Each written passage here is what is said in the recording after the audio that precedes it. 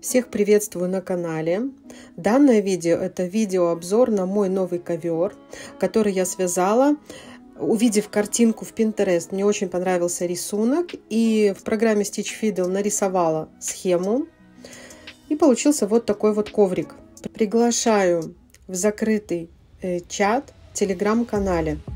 Будем с вами вязать такой ковер. От меня схема, обратная связь, подробные видеоуроки.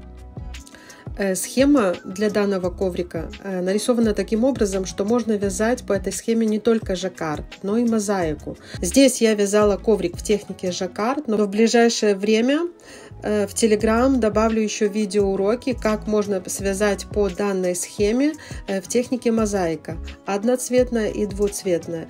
То есть я еще подумаю, что это будут. Это будут либо подушки, либо же еще один коврик. Вы же, в свою очередь, по данной схеме можете вязать либо ковер, либо подушки, либо плед.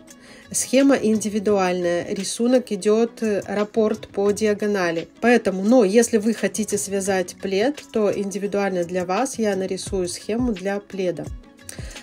Первые пару дней идет акция, чтобы присоединиться к данному каналу. Всю информацию оставлю в описании под данным роликом.